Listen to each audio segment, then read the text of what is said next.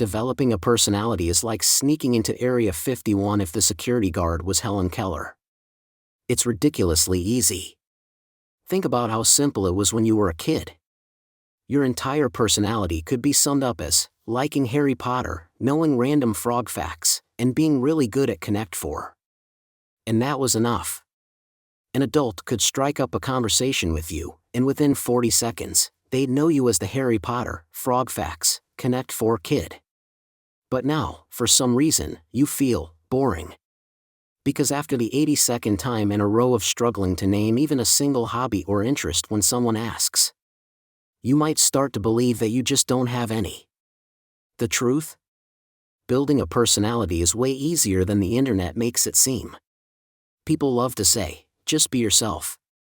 But that's extrovert propaganda. Extroverts can be interesting just by existing. They use social wizardry that introverts may understand in theory but could never pull off. So unless you're planning to switch teams, your next move is to ask Google. Which will then send you straight to ads for personality tests, book recommendations, and suggestions to take a pottery class. Now, think about the people you remember. That kid who pushed you over in kindergarten. The guy in cargo pants who brought exotic snakes to your school assembly. Elon Musk. Adele. The more distinct and memorable traits someone has, the more of a personality they seem to have. So what does this mean for you?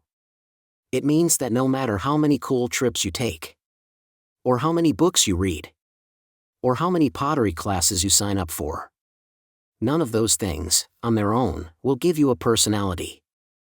At least, not in the way that actually matters to you. What you care about is seeming interesting. Having things to talk about. Being memorable to people. And there's one ridiculously easy way to do this. It's called the spike method. This is actually a trick used in college admissions to help normal students get into Ivy League schools, without having to donate a building. Let's say, you like cleaning. Wait, just hear me out. You find cleaning relaxing. You think it's kind of fun. Now, imagine you spend a little time each day learning about it, trying different methods, reading up on cleaning hacks, watching cleaning videos.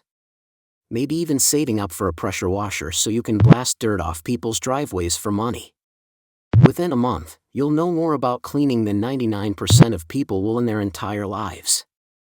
Which means, the next time someone asks, what do you do for fun? You can say, I'm really into cleaning. I know a bunch of cool tricks that most people have never heard of. Oh, like what?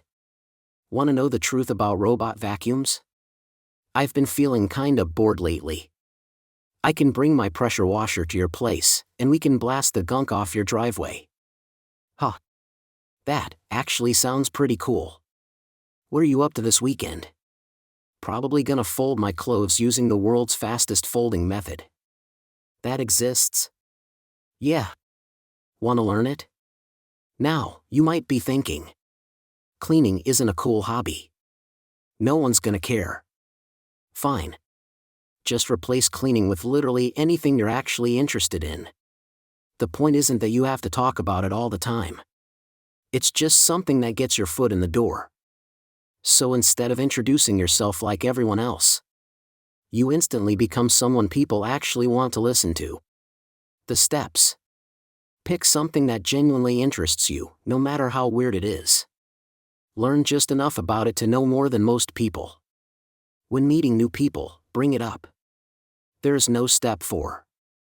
That's literally it. Fun fact. College admissions officers are literally trained to look for students with standout personalities. If you're better than 99% of people at something, even if it's cleaning, they call it a spike, because it makes you stand out. That's why the college essays with the highest success rates are always about weirdly specific things, like competitive knitting or the medical applications of Tetris. Now, important disclaimer, you can pick anything as your spike. But you have to talk about it in a way people can understand. Let's say you spend a month becoming a Minecraft expert. That's completely valid. But if you immediately start talking about how you beat the game without touching the ground, most people won't even know that Minecraft has an ending. Which is insane, by the way. It's 2025. How do you not? Okay, never mind. Instead, explain what Minecraft is.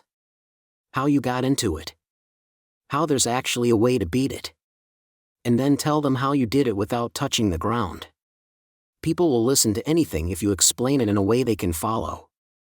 That's why when Bill Nye talks about volcanoes, it's fascinating. But when someone with a PhD in volcanology does, you start wondering halfway through if they're even a real person. So yeah, hopefully that was easy to understand.